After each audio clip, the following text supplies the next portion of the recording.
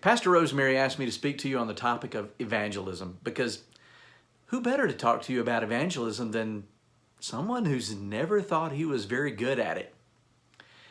If we're being honest, you probably felt that way too. I mean, is there anything scarier than inviting someone to church? With all the love and support, Jesus, casseroles.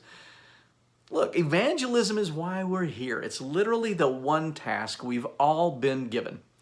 And there are many other things we do as a church where our individual talents shine and our unique skills are brought to bear, but this is the one task that we can all perform, regardless of our talent, money, time, expertise, or dashing good looks.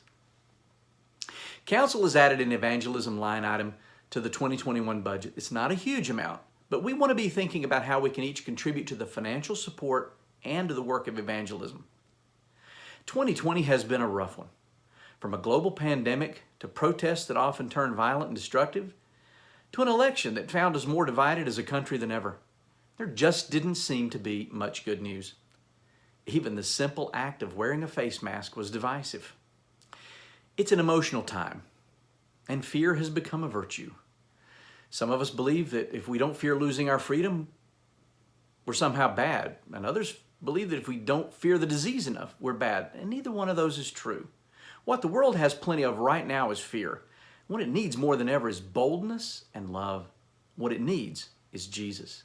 Because when people are fearful, it's easy to place our hopes in the wrong things. Politicians, scientists, even a vaccine. But only Jesus can truly and completely cast out fear.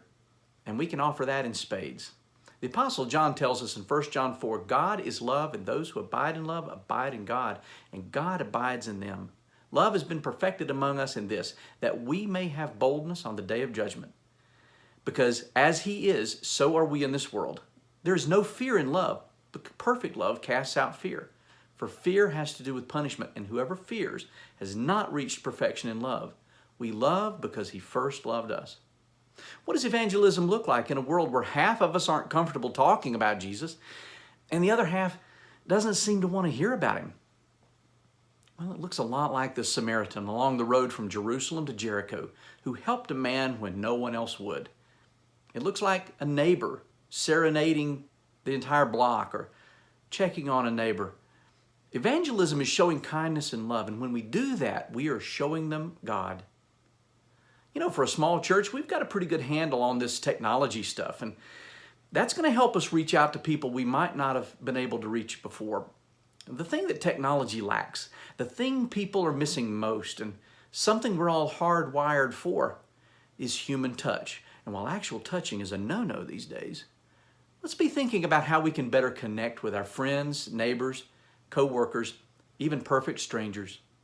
Yeah, it's going to take a little bit of money, but our evangelism efforts are going to take a lot of creativity, effort, and heart.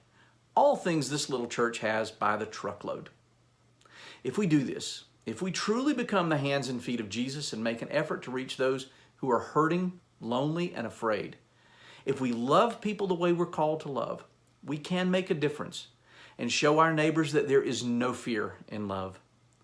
Please consider how you can contribute to this effort.